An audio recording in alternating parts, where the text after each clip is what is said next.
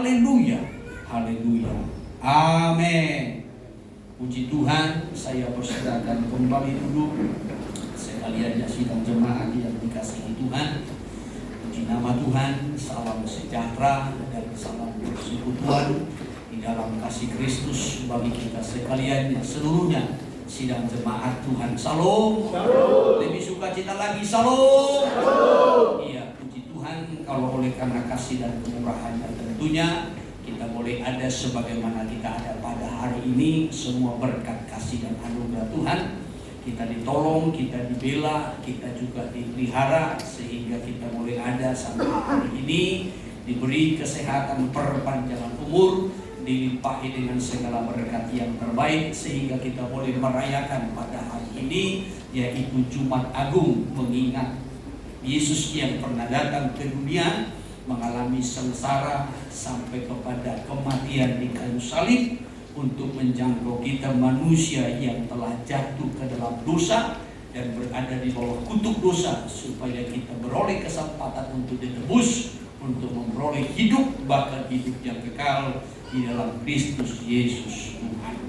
Ya, puji Tuhan buat seluruhnya, ya sidang jemaat Tuhan yang terus berjuang. Kiranya Tuhan memberkati kita di dalam limpah kasih dan anugerahnya. Amin. Amin. Ya, saudara, supaya kiranya berkat Jumat Agung ini boleh menjadi milik kita, saudara. Sekali lagi kita ini merayakan, mengingat ya bahwasanya Yesus ya yang pernah datang ke dunia untuk mengalami satu penderitaan, bahkan juga sengsara sampai kepada kematiannya di kayu salib. Ya, itu yang kita ingat, yang kita rayakan pada hari ini. Dan saya memberikan tema bagi kita, ya, dalam ibadah Jumat Agung ini, yaitu teguh menghadapi tantangan. Ini dikutip dari Injil Lukas pasal 22 dari ayat 39 sampai kepada ayat yang ke-46. Ya, sekali lagi Injil Lukas pasal 22 dari ayat 39 sampai ayat 36. Kalau di situ perikopnya di Taman Getsemani. Ini peristiwa di mana Yesus membawa murid-muridnya, secara khusus 3 murid itu untuk berdoa. Ya saudara, untuk mendukung, ya supaya kiranya didukung di dalam doa, sebab Yesus akan diperhadapkan dengan satu pergumulan yang besar, yaitu salib. Ya, maka Yesus mengajak murid-muridnya untuk berdoa, ya sudah, mohon kekuatan, mohon kemampuan supaya luput dari segala pencobaan dan menang atas pencobaan itu. Maka saya memberikan temanya teguh menghadapi tantangan. Ya sudah, sebelum kita memperhatikan ya firman Tuhan, mari sebentar kita bacakan dulu nas firman ini supaya kita kembali diingatkan bagaimana peristiwa di Taman Getsemani. Mari dari ayat 39 dibacakan. Demikian firman Tuhan. Iya.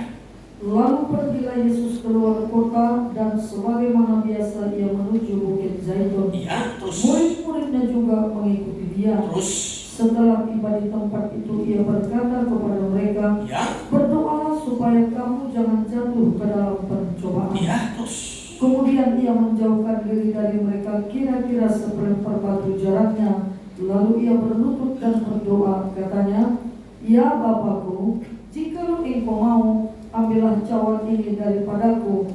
Tetapi bukanlah kehendakku, melainkan kehendakmu lah yang terjadi.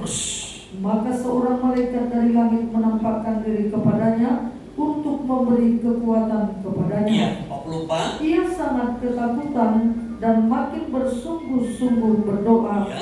Penuhnya menjadi seperti titik-titik darah yang bertetesan ke Iya, tanah. terus 45. Lalu ia bangkit dan dari doanya Iya. dan kembali kepada murid-muridnya. Terus Tetapi ia mendapati mereka sedang tidur karena duka cita. iya, 46 Katanya katanya. kepada mereka, Iya. mengapa kamu tidur? Terus Bangunlah dan berdoalah, Iya. supaya kamu jangan jatuh ke dalam pencobaan. iya. Nah, puji Tuhan, ini nas firman Tuhan, ya saudara, yang akan kita perhatikan pada hari ini atau pada kesempatan ini. Tadi saya sudah singgung bahwasanya Jumat Agung kita peringati sebagai peringatan ya, atau memperingati akan penderitaan Yesus atau sengsara yang pernah dialaminya dan akhirnya ia mati di kayu salib. Kita hanya sekedar memperingati. Ya, sudah, jangan sampai kita larut kepada suatu tradisi dalam merayakan Jumat Agung. Ya, sudah, jangan karena ini Jumat Agung mengingat Yesus yang pernah mati sehingga kita bernuansa sedih semua.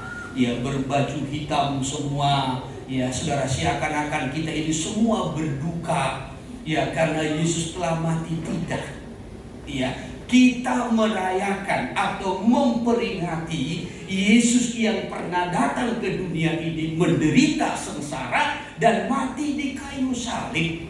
Ya, namun bukan karena kita mengingat Yesus yang mati di kayu salib itu lalu kita dengan sedih, nyanyi pun dengan sedihnya, lalu puji-pujiannya juga puji-pujian yang bernuansa sedih. Ya, lalu kita buat juga muka kita muka sedih. Ya, sudah, ya, bahkan dengan pakaian yang hitam, ya, supaya seperti bernuansa duka. Tidak. Justru ketika Yesus, kalau kita perhatikan kepada Lukas pasal 23, ketika Yesus telah ditangkap, dia digiring untuk disalibkan di bukit Golgota. Ada banyak perempuan-perempuan Yerusalem, ada banyak ibu-ibu yang selama ini juga mengikut dia, bahkan juga mendukung dia dalam pelayanan, mengikut Yesus sampai ke bukit Golgota. Namun di tengah jalan, di perjalanan, Yesus berkata, "Hai putri-putri Yerusalem, jangan engkau menangis. Kalau engkau menangis, tangisilah dirimu. Jangan engkau menangis karena aku. Jangan engkau berduka karena aku. Tetapi tangisilah dirimu dan tangisilah anak-anakmu." Ya. Jadi kita menangis, kita berduka bukan karena Yesus disalibkan, tetapi seharusnya kita menangisi kondisi kita, keadaan kita, dosa-dosa dan pelanggaran kita. Maka kalau kita ratapan pasal yang ketiga mencatat, kenapa manusia mengeluh? Hendaklah manusia mengeluh, menangisi dosa-dosa dan pelanggarannya. Oleh karena itu mari kita menyelidik diri kita. Bukan bernuansa duka cita karena kita merayakan kematian Yesus, tidak. Ya, kalaupun kita menangis, menangislah karena dosa pelanggaran kita. Haleluya. Nah, ini yang diperingatkan oleh Yesus kepada perempuan-perempuan di Yerusalem atau putri-putri Yerusalem. Mari sebentar, pada pasal 23 saya kutip sebentar. Ya, ayat 26 dimulai. Ketika mereka membawa Yesus, Ya. mereka menahan seorang yang bernama Simon dari Kirene, Terus. yang baru datang dari luar kota. Ya, terus. Lalu diletakkan salib itu di atas bahunya, Ya, lanjutkan. supaya dipikulnya sambil mengikuti Yesus. Ya, terus. Sejumlah besar orang mengikuti dia. Sejumlah besar orang mengikuti dia, Di mengikuti Yesus. antaranya banyak perempuan yang menangisi dan meratapi Bahkan dia. banyak perempuan-perempuan yang menangisi dan meratapi Yesus. Ya, karena mereka berpikir Yesus dibawa ke bukit Golgota untuk disalibkan, pasti akan mati. Sehingga perempuan-perempuan ini menangis dan meratapi. Tapi apa kata Yesus? Terus Yesus berpaling kepada mereka dan berkata, Ya. Hai putri-putri Hai putri-putri Yerusalem, janganlah kamu menangisi aku, Ya. melainkan tangisilah dirimu sendiri dan anak-anakmu. maka Yesus berpaling dan memperingatkan mereka, hai putri-putri Yerusalem, hai wanita-wanita Yerusalem, janganlah engkau menangisi, ya, tetapi tangisilah dirimu dan tangisilah anak-anakmu. Ya, ini menunjukkan supaya kita tidak lagi menangisi Yesus yang pernah mati, tetapi justru kita harus menangisi diri kita. Ya, Ratapan pasal 3 ayat 39 mengingatkan kita, kenapa manusia harus mengeluh? Kenapa manusia harus menangis? Kenapa manusia harus bersedih? Hendaklah manusia menangisi dirinya karena dosa pelanggarannya.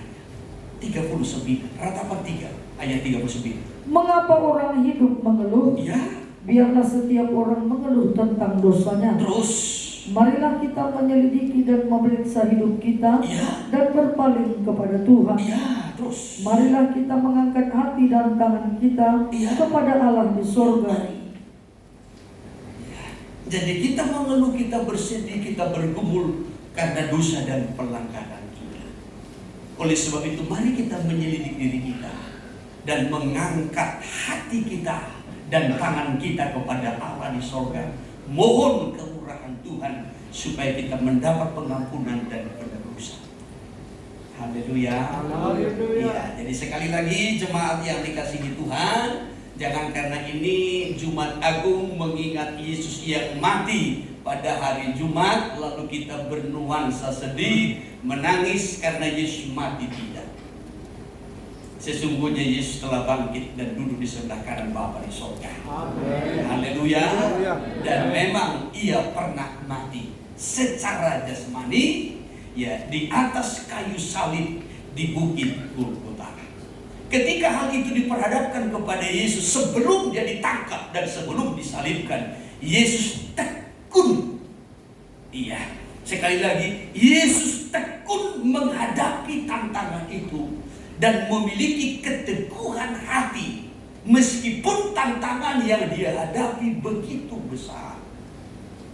Kalau kita kembali tadi kepada Lukas pasal yang ke-22 dari ayatnya yang ke-39 sampai kepada ayat 46.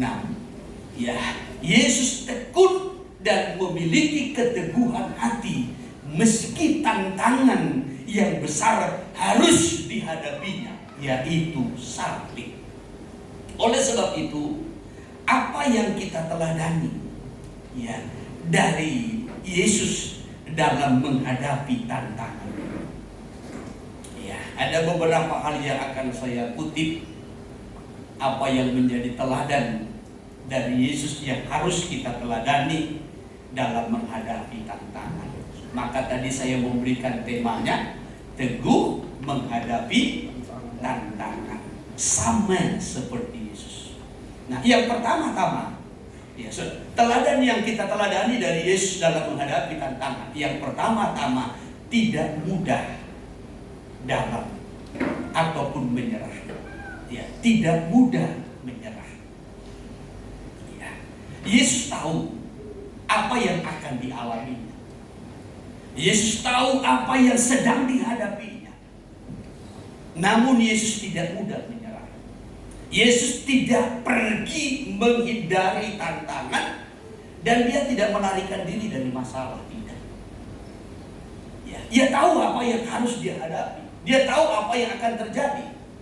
Maka dalam Lukas pasal 22 ini ada banyak, ya, saudara, kita perhatikan di sini perikop-perikop yang menunjukkan bagaimana, ya, rentetan peristiwa yang sedang dialami oleh Yesus. Ya, mulai daripada persiapan untuk merayakan Paskah pada masa itu, ya, dan juga ia makan perjamuan Paskah bersama-sama dengan murid-muridnya pada malam hari. Ya, sekaligus juga percakapan pada perjamuan malam setelah makan, baru nanti berdoa ke Taman Getsemani, selanjutnya Yesus ditangkap. Ya, saudara yang terkasih, kalau kita mundur sedikit ke belakang, dalam ayat 21 sampai kepada ayat 22, ya, bahwasanya Yesus tahu apa yang akan dia alami. Namun dia tidak mudah menyerah. Ya, ini coba dari ayat 21 dulu. Lukas 22. Tetapi lihat, tangan orang yang menyerahkan aku ada bersama dengan aku di meja ini. Iya, terus Sebab Anak Manusia memang akan pergi, iya, seperti yang telah ditetapkan. iya, Akan tetapi celakalah orang yang olehnya ia diserahkan. iya. Ini yang saya katakan tadi, bahwasanya Yesus tahu apa yang akan dialaminya. Ayat 21 sampai 22 ini menerangkan bahwasanya dia tahu siapa yang akan menyerahkan dia, bagaimana ia mengalaminya. Ya sudah, bagaimana penderitaan itu, tantangan itu yang dihadapinya, dia tahu. Ya. Sampai kepada ayat 22 dikatakan di sini tadi, sebab Anak Manusia memang akan pergi seperti yang telah ditetapkan. Yesus tahu apa yang sedang dia hadapi. Namun Yesus tidak pergi menghindari tantangan, tidak. Dia tidak melarikan diri dari masalah. Tidak. Ada banyak orang ketika menghadapi tantangan atau masalah melarikan diri. Banyak. Ya, salah satu contoh kalau kita lihat dalam kitab Raja-Raja, salah satu contoh itu Nabi Elia. Nabi Elia ketika menghadapi tantangan, apalagi ancaman dari seorang perempuan yang bernama Izebel, Elia lari. Ia melarikan diri. Ketika Izebel berkata, lihat saja, kalau aku tidak akan membuat Elia itu mati, terbunuh, kata Izebel. Dan itu sampai ke telinga Elia. Lalu Elia pergi melarikan diri, bersembunyi. Ya, walaupun begitu Tuhan bertanya kepada Elia, Elia, apa pekerjaanmu di sini? Di gua persembunyian. Elia masih mengaku, aku bekerja segiat-giatnya untuk Tuhan. Dan hanya aku seorang diri. Ya, nabi-nabimu sudah banyak meninggalkan Tuhan, berpaling ke Nabi Baal. Hanya tinggal aku seorang diri, kata Elia. Ya. Saudara yang terkasih, lari ketika menghadapi tantangan. Hal yang sama dengan Petrus, bahkan juga murid-murid yang lain. Ketika Yesus ditangkap untuk disalibkan, Petrus dan murid-murid yang lain juga melarikan diri. Apalagi ketika Petrus mengalami tekanan dari seorang perempuan. Ketika perempuan itu datang dekat kepada Petrus, perempuan itu berkata, ini salah satu orang yang biasa bersama-sama dengan Yesus itu. Ya. Petrus menyangkal sampai 3 kali. Ya. Sampai 3 kali. Ya, saudaraku, banyak orang yang melarikan diri ketika menghadapi tantangan. Banyak orang yang menghindari masalah pergumulan. Ya, tidak siap menghadapinya. Yesus tahu apa yang sedang dihadapinya. Ya. Kepada Yesus diperhadapkan salib. Satu tantangan, satu pergumulan yang berat, satu penderitaan. Yesus tahu akan hal ini. Ya. Tetapi Yesus tidak menghindari. Yesus tidak melarikan diri. Justru dia tetap melakukan apa yang biasa dia lakukan. Maka dikatakan tadi dalam Lukas pasal 22 ayat 39 itu, lalu pergilah Yesus keluar kota dan sebagaimana biasanya. Sebagaimana biasanya. Ia menuju Bukit Zaitun. Murid-muridnya juga mengikuti dia. Sebagaimana biasanya, ia pergi ke Bukit Zaitun untuk mengambil waktu untuk berdoa. Jadi Yesus tidak melarikan diri dari masalah. Dia tidak menghindari tantangan, tidak. Tetapi dia menghadapinya. Maka pelajaran yang pertama, teladan yang pertama yang sangat penting kita perhatikan dari Yesus adalah tidak mudah menyerah. Amin. Tidak mudah menyerah. Iya.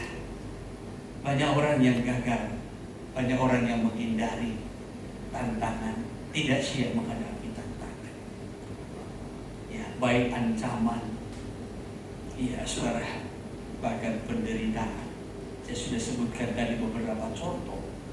Ya, baik itu Elia, baik itu Petrus dan murid-murid yang lain. Daud pun pernah. Ketika kepada Daud diperhadapkan suatu tantangan yang berat baginya.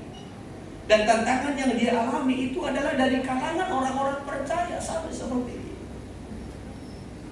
Sampai Daud berkata begini, dan dia berpikir dalam pikirannya, seandainya Tuhan memberikan aku sayap burung, maka aku akan pergi terbang jauh-jauh untuk menghindari tantangan, menghindari masalah. Andai aku diberi sayap. Tetapi puji Tuhan, Daud menyadari ternyata hanya di dalam Tuhan ada jawaban. Amin. Haleluya. Haleluya. Iya. Maka jangan lari menghindari tantangan. Amin. Jangan pernah lari menghindari masalah. Amin. Amin. Amin. Tetapi ikuti teladan Yesus, jangan mudah menyerah. Amin. Haleluya. Haleluya. Kita Mazmur, sebentar saya kutip. Kita Mazmur 55. Kita boleh baca dari ayat yang ketiga. Demikian firman Tuhan. Iya. Perhatikanlah aku dan jawablah aku. Iya. Aku mengembara dan menangis karena cemas, Iya. karena teriakan musuh, karena aniaya orang fasik. Iya, terus. Sebab mereka menimpakan kemalangan kepadaku, Terus. dan dengan geramnya mereka memusuhi aku. Ini yang dialami oleh Daud. Ya, perhatikanlah aku ya Tuhan, jawablah aku. Aku mengembara dan menangis karena cemas. Saudara pernah menangis karena cemasmu, karena khawatirmu? Amin. Pernah ya? Bagaimana ini? Bagaimana ini? Sampai kita menangis karena cemas. Ya, kita cemas karena kondisi kesehatan kita cemas karena anak-anak kita cemas karena keluarga kita. Mungkin juga kita cemas karena ekonomi kita. Ya, mungkin kita juga cemas karena pekerjaan kita yang tidak menentu, yang tidak ada kepastian, sehingga kita cemas. Dia seringkali membuat itu kita menangis, sedih, dan gundah gulana. Ini pernah dialami oleh Daud. Dan tidak hanya itu, dikatakan karena teriakan musuh, karena aniaya orang. Bahkan musuhnya pun meneriaki dia dan juga mengalami aniaya dari orang-orang dekatnya, yaitu orang-orang yang fasik. Sebab mereka menimpakan kemalangan kepadaku dan dengan geramnya mereka memusuhi aku. Dimusuhi tanpa sebab, dimusuhi tanpa alasan. Ya, itu yang membuat Daud makin sedih. Bahkan terus, Hatiku gelisah, ya, kengerian maut telah menimpa aku. ya, bayangkan, hatiku gelisah sampai kondisinya seperti dibayang-bayangi oleh maut. Kengerian maut telah menimpa aku, katanya. Terus, Aku dirundung takut dan gentar, ya, perasaan seram meliputi aku. ya, ini, ya, rasa takut, rasa seram meliputi, membayangi hidupnya. Maka mulai timbul dalam pikirannya. Terus, Pikirku, ya, sekiranya aku diberi sayap seperti merpati, ya, aku akan terbang dan mencari tempat yang tenang. ya, Bahkan aku akan lari jauh-jauh Ya. dan bermalam di padang gurun. mulai dia berpikir, andai aku diberi sayap, maka aku akan pergi terbang jauh-jauh mencari ketenangan hati. Ya, saudara pernah berpikiran yang sama seperti Daud?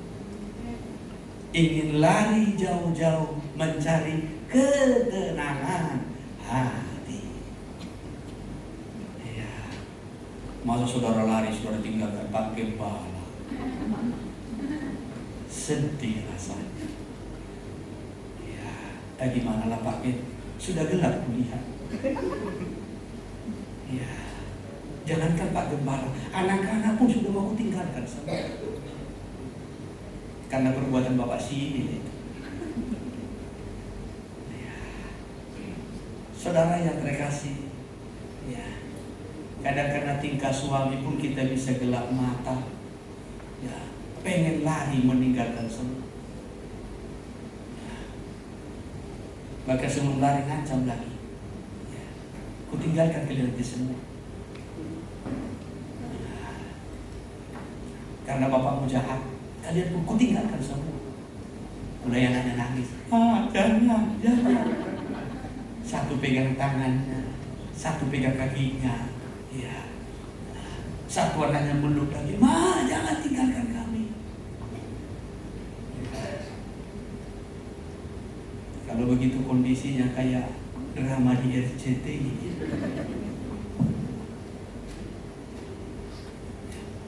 Kalau saya renung-renungkan ini apa yang dialami oleh Daud, sampai ia berpikir, ya, bagaimana ia ingin lari jauh, meninggalkan semua, karena beratnya tekanan yang dia alami, ya, karena besarnya tantangan yang dia hadapi. Anak-anak remaja, jangan ada yang lari dari rumah.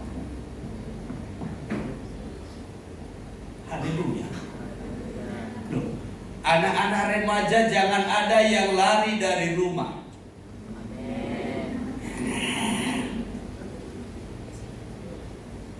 Walaupun besar suara ibumu di rumah, jangan ada yang lari.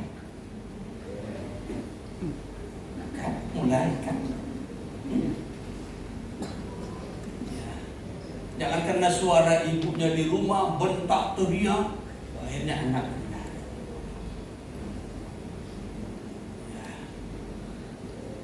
Jangan mudah menyerah. Haleluya. Ini teladan yang kita teladani dari pribadi Yesus. Ya, memang banyak orang ya, lari dari masalah, ya, lari dari tantangan, tidak siap untuk menghadapi. Hal yang sama pernah dialami oleh Daud. Sampai dia berpikir ingin lari jauh untuk mencari ketenangan hati. Ya. Bahkan dikatakan tadi, ya, terbang dan mencari tempat yang tenang. Coba terus dulu. Bahkan aku akan lari jauh-jauh dan bermalam di padang. Bahkan coba terus ayat 8. Ayat 9. Aku akan segera mencari tempat perlindungan Ya. terhadap angin ribut dan badai. Aku akan pergi, ya, untuk mencari tempat perlindungan terhadap angin ribut dan badai. Segala keributan.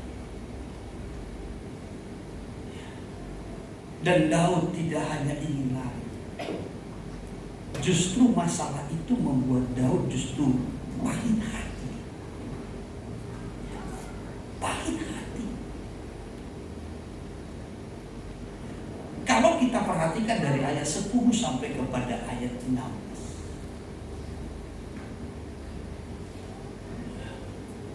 Jangan sampai kita bertahun-tahun tiap tahun merayakan hari kematian Yesus. Yesus yang telah mati tersalib. Tetapi kita masih terus menikmati hati yang pahit.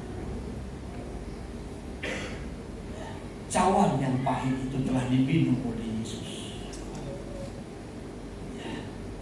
Anggur yang asam itu telah diminum oleh Yesus, supaya kita tidak lagi menikmatinya. Ya. Rasa pahit itu sudah ditanggung oleh Yesus di dalam tubuhnya di kayu salib, supaya kita tidak lagi mengalaminya, menikmatinya. Ya. Dan memang seringkali ketika kita tidak mampu ya, menghadapi tantangan, ketika kita ingin lari dari masalah, itu seringkali membuat kita menjadi pahit hati. Pahit hati dengan orang lain, mempersalahkan orang lain, tidak bisa menerima orang lain. Ya. Ini dialami oleh Daud. Ya. Lalu dari ayat 10,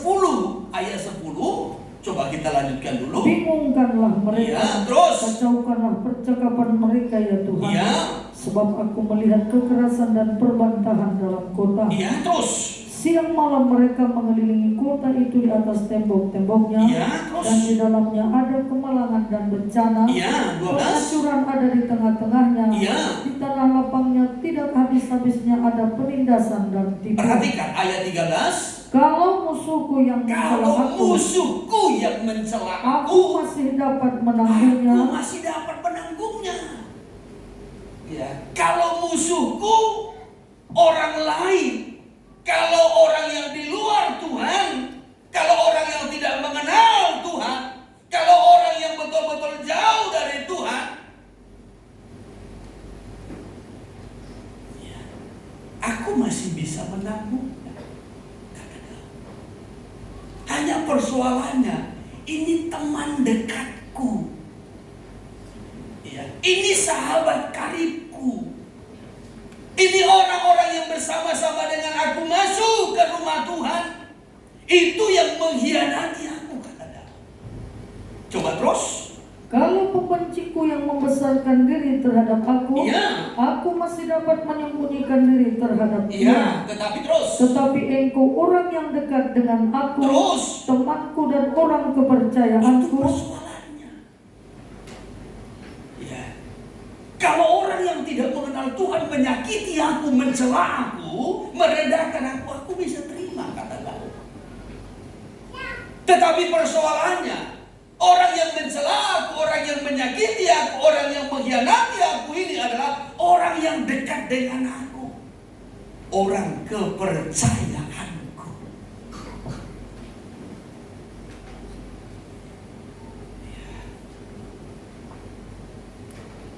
Itu yang membuat Daud sempat pahit hati.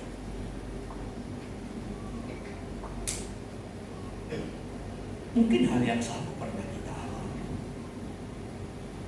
Ya. Bahkan mungkin kita ucapkan sama seperti Daud. Kalau orang di luar Tuhan menipu aku bisa terima. Kalau orang di luar Tuhan mengkhianati aku bisa terima. Kalau orang di luar Tuhan menyakiti aku bisa terima. Kalau orang di luar Tuhan kasar kepadaku, aku bisa terima. Tapi ini, ya, Haleluya. ini adalah orang yang Dekat. dekat dengan aku. Temanku dan orang kepercayaan. Aku percaya kepada dia, tapi dia mengkhianati. Ya, pengkhianat itu lebih kejam dari Pembunuhan.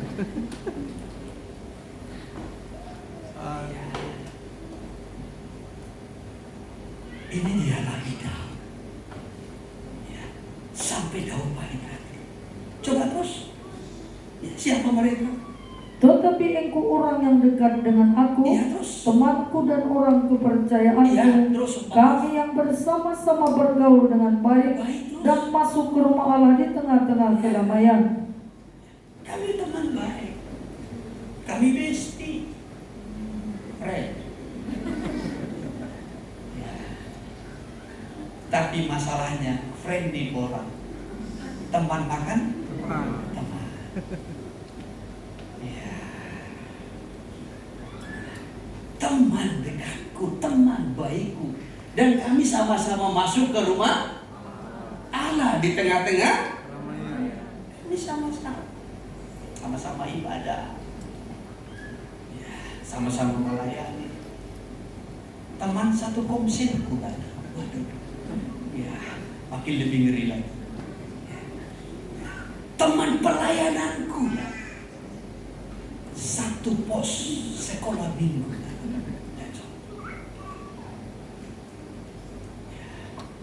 Itu yang membuat aku pahit hati, kata. Bahkan terus lanjutkan dulu. Biarlah maut menyergap mereka, Ya. biarlah mereka turun hidup-hidup ke dalam dunia orang mati. Terus Sebab kejahatan ada di kediaman mereka, Iya. ya dalam batin mereka. sampai akhirnya Daud itu pun doanya supaya orang Mati. hidup-hidup masuk ke dalam. Orang mati. Saudara bayangkan. Ya. Daud itu orang dekatnya Tuhan. Tetapi ketika ia pernah menghadapi satu tantangan, masalah yang besar, ia sempat berpikir untuk mendoakan orang yang menyakitinya supaya cepat-cepat masuk yang mati. Haleluya. Haleluya. Haleluya. Jangan begitu ya, jemaat. Amin. Ya. Berkatilah orang yang mengutuki engkau, amin. Amin. Berdoalah untuk musuhmu, amin. Amin. Itulah yang dilakukan oleh Yesus. Haleluya. Dan apa yang dilakukannya menjadi teladan bagi kita. Poin yang pertama tadi, jangan mudah menyerah. Amin. Ya. Memang banyak orang, ya sudah, yang lari dari tantangan. Banyak orang tidak mampu dan tidak siap menghadapi masalah. Tetapi Yesus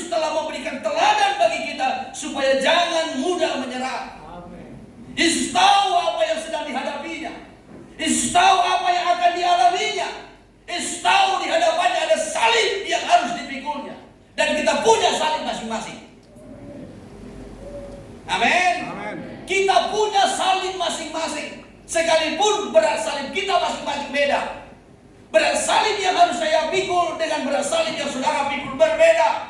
Tetapi yang jelas, sebagai pengikut Kristus, kita harus sama-sama memikul salib kita masing-masing. Amin. Sadari, kita pun akan diperhadapkan dengan salib.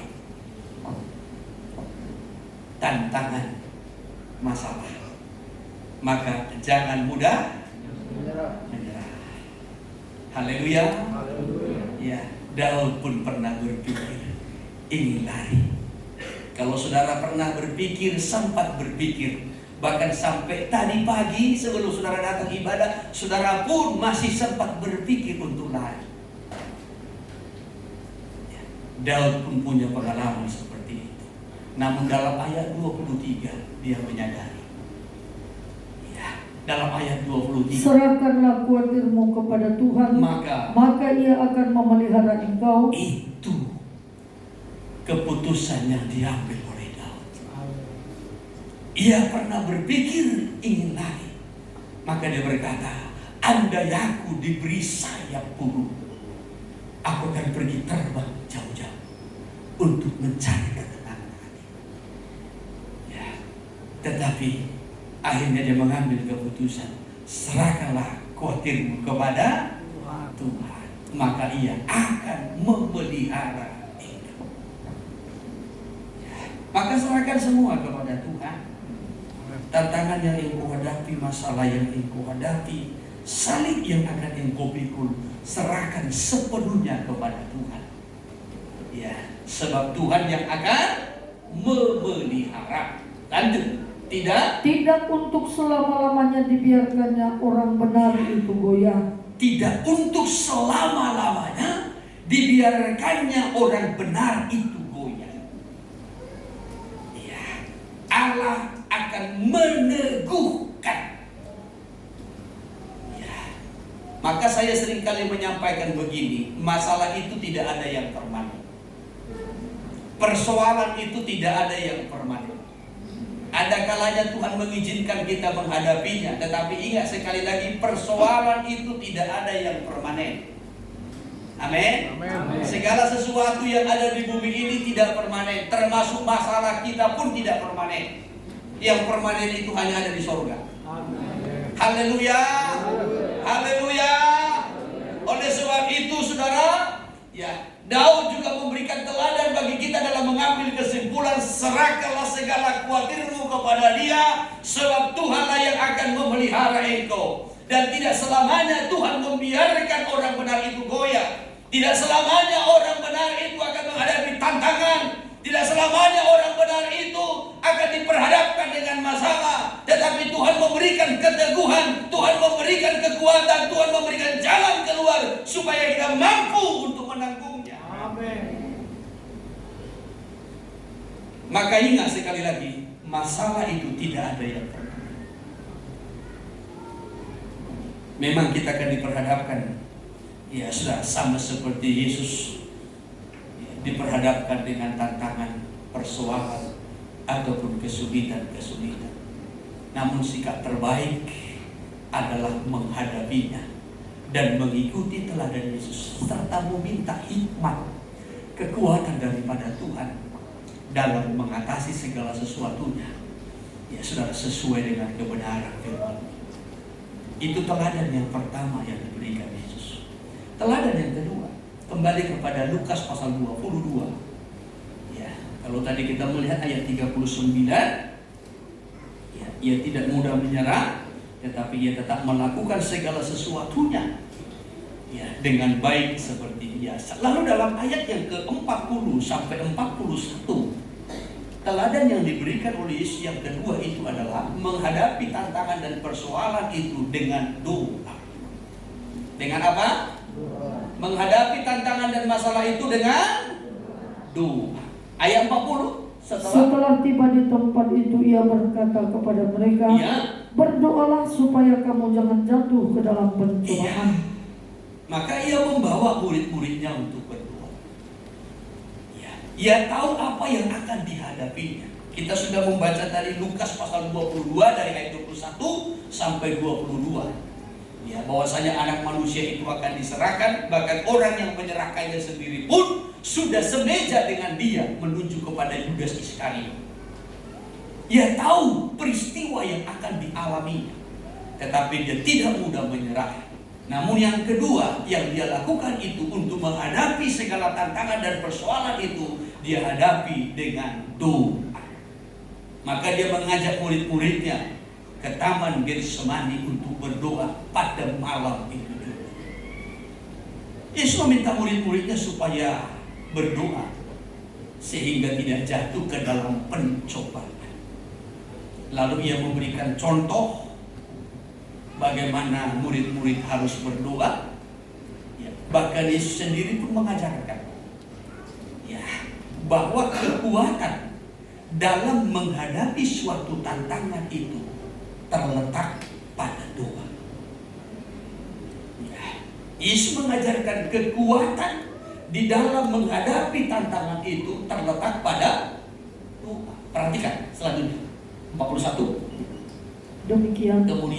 Kemudian ia menjauhkan diri dari mereka kira-kira sepelempar batu jaraknya. Lalu ia berlutut dan berdoa, katanya. Jadi Yesus memberikan suatu teladan, contoh untuk menghadapi tantangan itu. Dia berikan contoh supaya murid-murid berdoa. Ini yang harus kita ketahui.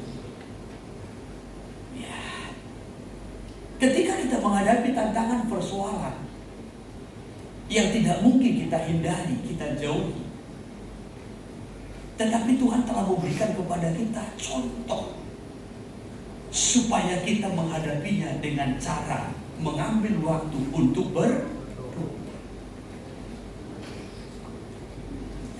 Dalam ayat lain seperti dalam Injil Lukas pasal 26 itu lebih jelas diterangkan, berdoalah supaya kamu jangan jatuh ke dalam pencobaan. Roh memang menurut, tetapi daging lemah.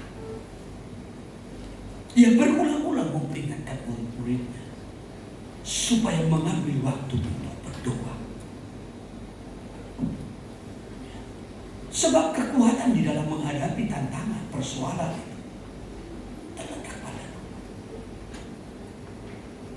Maka Yesus melakukan. Jemaat yang dikasihi Tuhan, banyak orang-orang yang berpotensi, orang-orang yang punya skill, tetapi akhirnya gagal karena mereka tidak punya waktu di dalam membangun hubungan dengan Tuhan melalui doa. Banyak orang-orang yang hanya tidak tersebutkan kalau keseluruhan. Hanya kalau kita melihat seperti kehidupan Raja Saul. Saul punya potensi dong. Kalau kita membaca dalam kitab Samuel itu, bagaimana bagaimana Saul, seorang yang punya potensi cocok menjadi seorang raja, baik dari perawakannya, baik juga dari keadaan ekonominya, dari keluarganya. Saul orang yang berpotensi dan dipilih, diangkat menjadi raja. Tetapi persoalannya, walaupun dia punya potensi, namun selama dia menjadi raja, dia tidak membangun hubungan dengan Tuhan melalui doa. Maka di tengah jalan Saul kenapa? Salomo punya potensi yang hebat. Hikmahnya luar biasa. Dia mengubah banyak amsal, perumpamaan.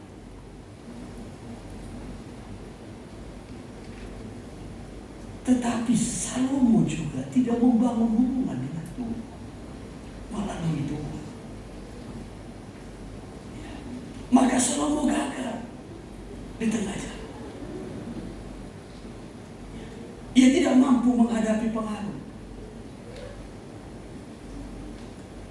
Beda dengan Daud. Daud potensinya tidak terlalu besar. Dan punya banyak kelemahan. Tapi Daud selalu membangun hubungan dengan Tuhan. Itu yang membuat Daud tetap mendekat dengan Tuhan. Bukan tanpa tantangan.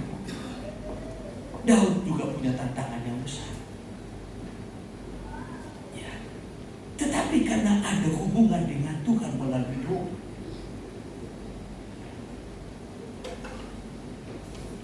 Kita memiliki kemampuan untuk menghadapi satu tantangan itu. Karena ada kekuatan doa yang menolong. Saudara tidak akan pernah mampu menghadapi tantangan dunia yang begitu kuat, yang begitu besar, yang begitu berat.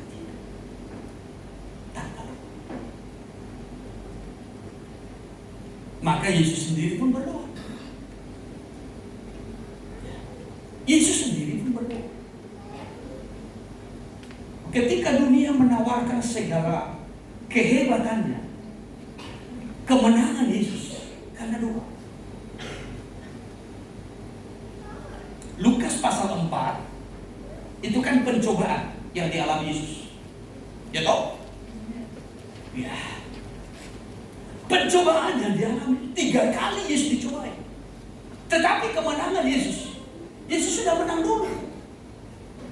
Sebelumnya dia mengambil waktu untuk berdoa puasa. Maka ketika dunia menawarkan segala kegemilangannya, Yesus menang.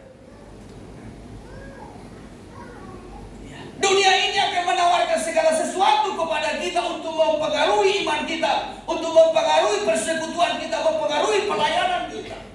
Tetapi kita bisa menang terhadap dunia kalau kita memiliki doa.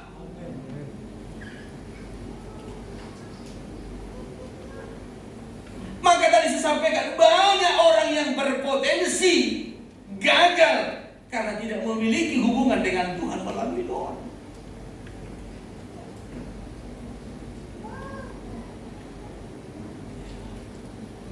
Menghadapi dunia ini bukan. Saya kutip perikop-perikopnya saja. Ya, Lukas pasal 4 ayat 1 sampai 13. Coba perikopnya sebentar. Percobaan di padang gurun. Pencobaan di padang gurun. Ya, 3 kali Yesus dicobai di situ. Coba ayat 1 sebentar. Yesus yang penuh dengan Roh Kudus kembali dari Sungai Yordan. Ia lalu dibawa oleh Roh Kudus ke padang gurun. Dibawa oleh Roh Kudus kepada ya. Saudara yang terkasih, ini setelah doa puasa. Ya. Yesus mengambil waktu berpuasa selama 40 hari. Ya. Nah. Setelah ia menang. Coba terus dulu kita lanjutkan. Di situ ia tinggal 40 hari lamanya. 40 hari terus. Dan dicobai iblis. Dicobai iblis, ya. Selama di situ ia tidak makan apa-apa. Ya. Dan sesudah waktu itu ia lapar. Ya. Karena dia berpuasa 40 hari. Maka mulailah iblis mencobai. Pencobaan yang pertama, bahwa engkau anak Allah, jadikanlah batu ini menjadi roti. Pencobaan yang kedua, sampai kepada pencobaan yang kedua. Tapi Yesus menang terhadap semua pencobaan, terhadap semua tawaran itu, karena Yesus sudah menang dulu dalam doa. Dia sudah melakukan doa puasa. Kekuatan doa puasa itu menolong dia untuk menghadapi pencobaan-pencobaan atas tawaran dunia, pengaruh dunia. Hal yang sama, saya dan saudara juga ya, akan diperhadapkan dengan pencobaan dari dunia ini. Tawaran-tawaran dunia, pengaruh dunia ini. Pengaruh dunia ini banyak. Iya, baik kesenangan, kenikmatan, ya, penderitaan, kesusahan, itu kan pengaruh dunia. Segala kecanggihan dunia ini ditawarkan kepada kita. Saya selalu menyampaikan bahwasanya dunia ini akan berusaha untuk mempengaruhi kita, menawarkan kepada kita supaya kita terseret kepada dunia, fokus kepada dunia sehingga tidak lagi fokus kepada Tuhan. Maka dunia tawarkan, kalau nggak bisa yang baru, yang second. Ya, maka semua ada HP baru, ada HP second. Kita nggak bisa beli baru, ditawarkan ya second. Ada baju baru, ada baju. Ada sepatu baru, ada sepatu. Tawarkan. Apalagi melalui media sekarang ini. Waduh, penawarannya lebih gampang lagi. Ya, begitu buka Shopee penawaran, begitu buka TikTok penawaran, begitu buka Google, semua penawaran. Semua ditawarkan. Ya, nggak bisa baru second. Nggak bisa cash. Kredit. Ya toh? Ya. Nggak bisa cash kredit. Ini handphone baru. Nggak mampu beli baru. Oh, ada yang second, Pak. Second berapa? Sekian. Nggak cukup uangku. Oh, bisa kredit, Pak. Second ku kredit. Saudara bayangkan. Bagaimana supaya kita terpengaruh, terseret?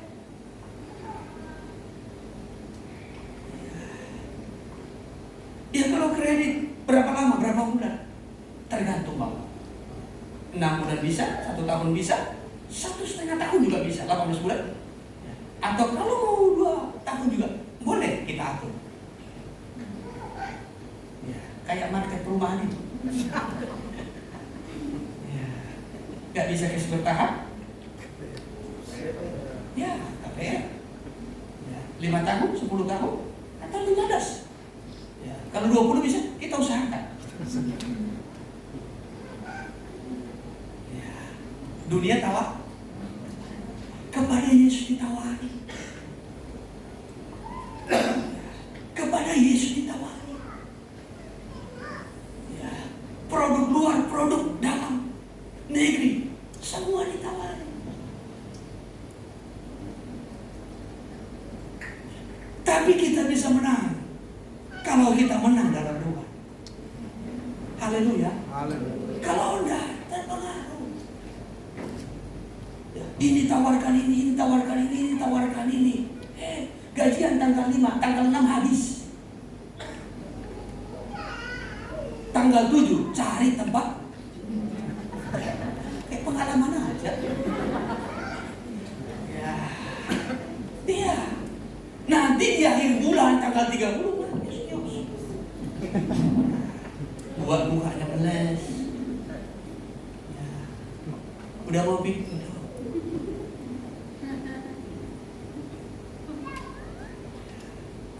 Saudaraku, itu masih satu masalah. Yesus juga secara manusiawi, dia punya tubuh manusia. Ya. Dia juga ingin yang keren-keren.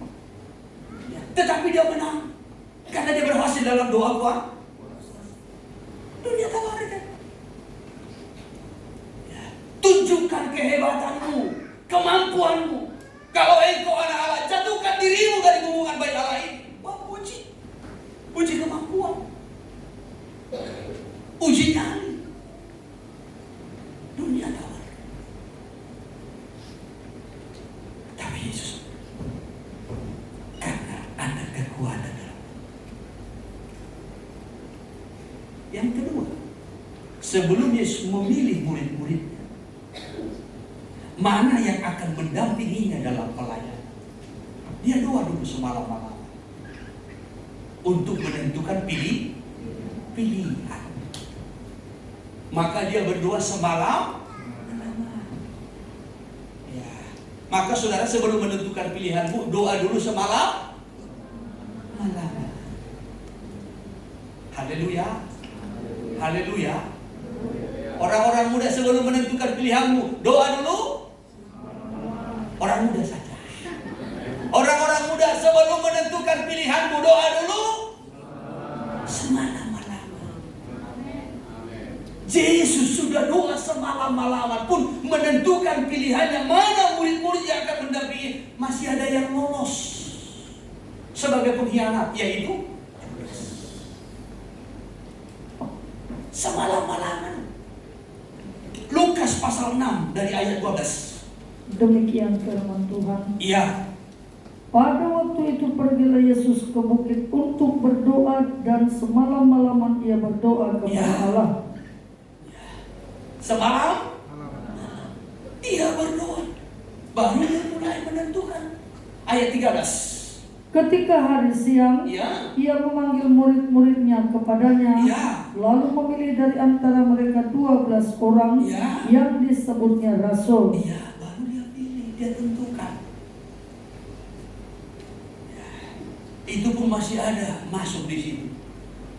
Ya. Yang akhirnya menjadi seorang pengkhianat, Judas. Ya. Maka kalau kita mau menentukan sesuatu, doa.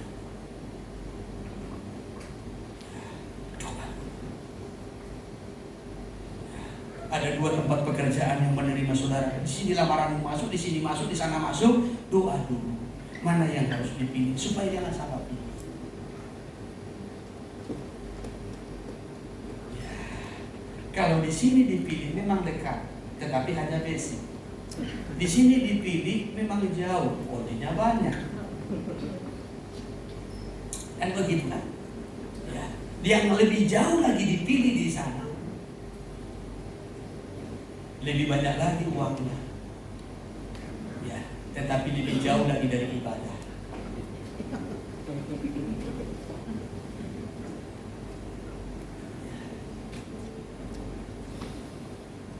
Susah milihnya, tapi melalui doa semalam-malaman pasti akan berhasil memilihnya. Amin. Haleluya. Orang-orang muda begitu. Yang ini cantik tapi nggak ada uangnya. Ini ada uangnya,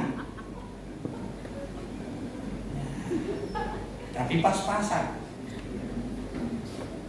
Yang sana nggak ada uangnya, tapi pelayan Tuhan. Susah milihnya. Saudara hanya berhasil kalau semalam-malaman. Ini ibu gembala ini hasil doa. Gini-gini ini dulu banyak peminatnya.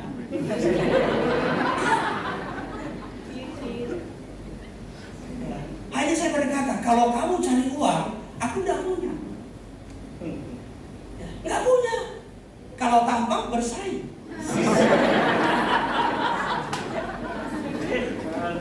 Percaya diri dong. Ya, tapi ini akan jadi hamba Tuhan. Ya.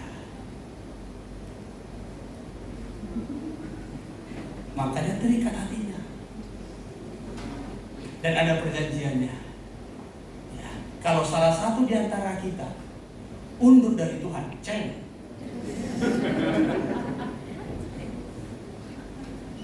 Nggak lanjut. Setuju. Maka jadi. Andai di tengah jalan dia ingkar, nggak mau jadi hamba Tuhan, ceng.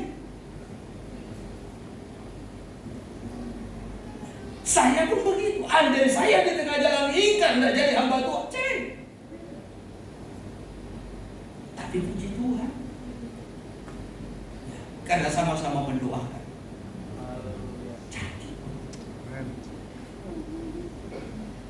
Haleluya. Doa menentukan pilihan. Supaya jangan asal pilih. Dalam kehidupan kita sehari-hari, kita selalu diperhadapkan dengan pilihan. Yang rohani dengan yang duniawi, yang kudus dengan yang cemar.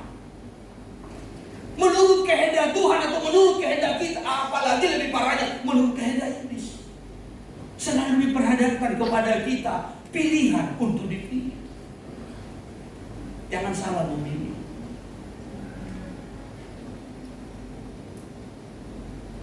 Yesus sebelum menetapkan pilihannya untuk mengangkat murid-murid yang akan menjadi rasul mendampinginya dalam pelayanan, doa dulu semalam malam.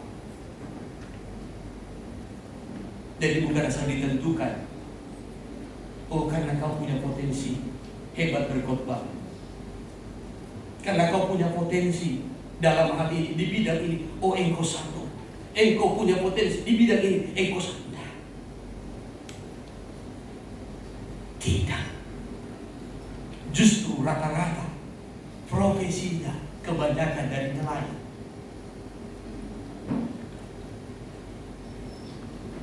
Tapi nelayan pun bisa diubah. Haleluya. Orang yang biasa, yang sederhana pun bisa diubah. Latar belakang kita mungkin hanya karyawan biasa, itu pun Tuhan bisa ubah. Amin.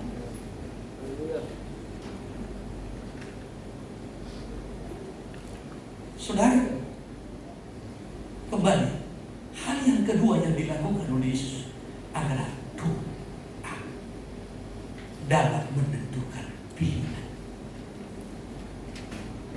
Ya, dalam menentukan pilihan. Sampai nanti kepada Lukas 22 tadi, ketika kepada Yesus diperhadapkan salib, dia juga berdoa di taman Jadi menghadapi pencobaan dia berdoa, untuk menentukan pilihan juga dia berdoa, untuk memikul salib yang begitu berat juga dia harus berdoa.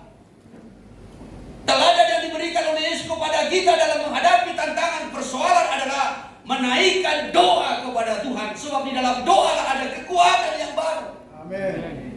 Maka dalam Lukas pasal 22 tadi, dalam ayat 43, ketika Yesus berdoa, maka turunlah seorang malaikat kepadanya memberikan kekuatan yang baru.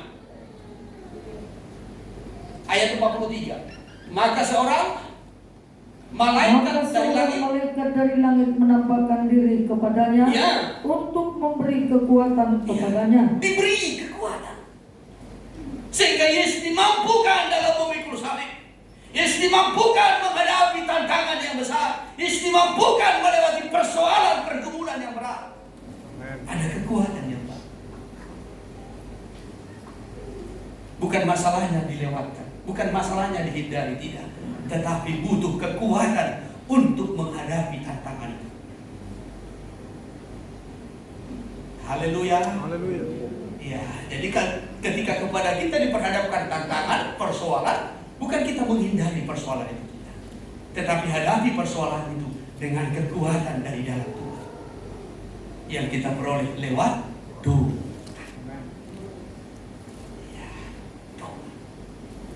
Dalam kehidupan kita selalu diperhadapkan dengan pencobaan-pencobaan yang akan menyeret, mempengaruhi kita supaya makin jauh dari Tuhan. Minta kekuatan daripada Tuhan. Ya. Mungkin tantangan yang kita hadapi, persoalan yang kita hadapi memang tidak sama, berbeda-beda. Ya. Tetapi letak kekuatan itu ada dalam Tuhan. Ada orang mungkin mampu kalau menderita. Bagi dia punya uang dengan tidak punya uang sama saja. Bagi dia sama. Ya. Tetapi persoalan kita kan tidak selamanya soal uang, toh. Ya. Kepada kita tidak selamanya diperhadapkan kekurangan. Ada orang mampu menderita, tetapi tidak mampu dipuji. Betul? Iya. Ketika dia dipuji, wah langsung lepak-lepak.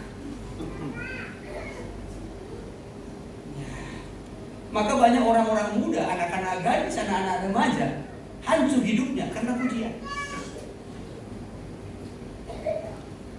Dipuji, engkau cantik, engkau baik, ya, engkau pintar, engkau segalanya, engkau lebih hebat dari bintang-bintang di langit. Habis.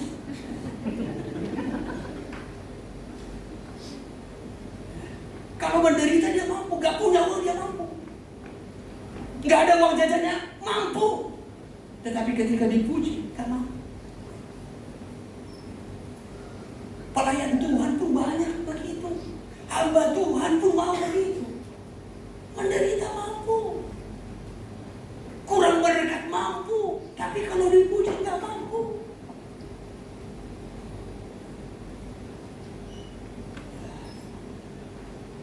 Ketika menderita kurang berkat doa dia. Haleluya, Tuhan tolong. Ya. Datangkan kuasa-Mu, mujizat-Mu untuk mengirimkan berkat-Mu.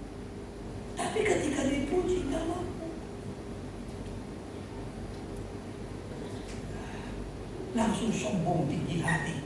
Awal kehancuran kita Tuhan. Tapi kita bisa hadapi semua itu lewat doa. Maka kalau orang-orang berdoa dipuji, kau makin cantik, puji Tuhan. Segala hormat kemuliaan hanya bagi Tuhan. Ya. Tapi cuma kalau gagal dalam doa, kau makin cantik, beli makin bagus.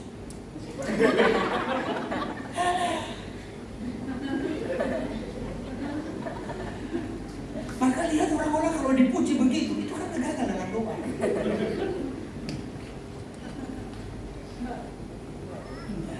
Sempat ibu-ibu dipuji begitu, ya, tingkahnya itu karena gagal dalam doa. Kalau berhasil dalam doa, akan selalu berkata, segala hormat, pujian, kemuliaan bagi Tuhan.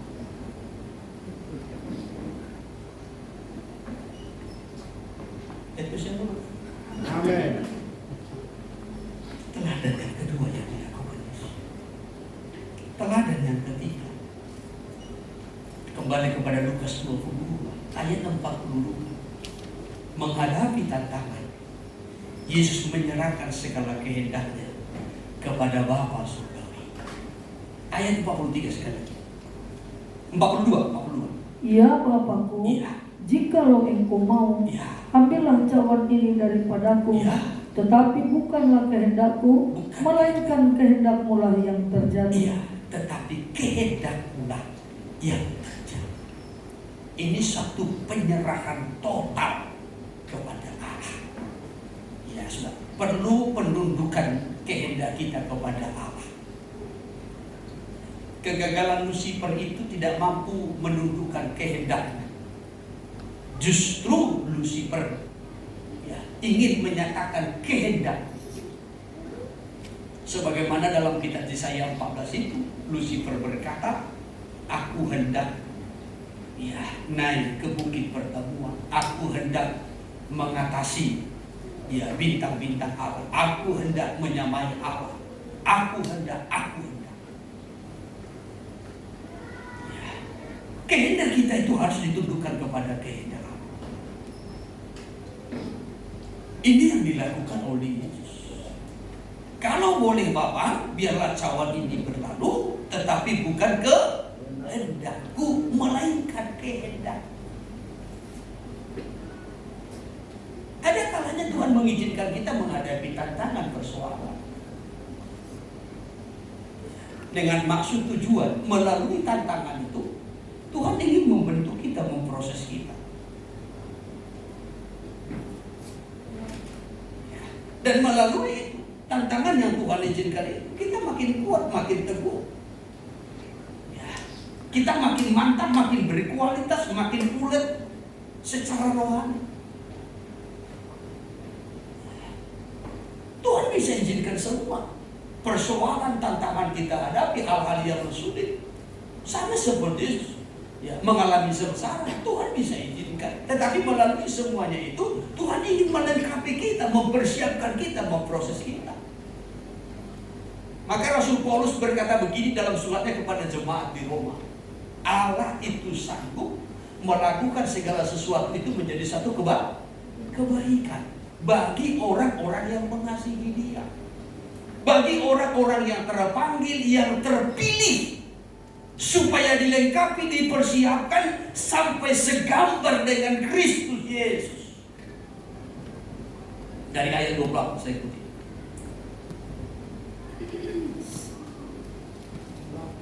Roma 8 ayat 28. Demikian firman Tuhan. Iya.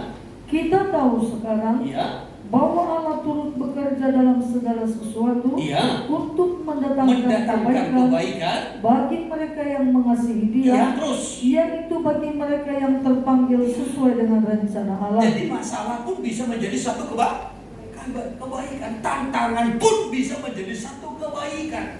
Hal yang menyakitkan pun bisa menjadi sesuatu kebaikan bagi orang-orang yang mengasihi Dia, yaitu bagi orang-orang yang terpanggil sesuai dengan rencana Allah.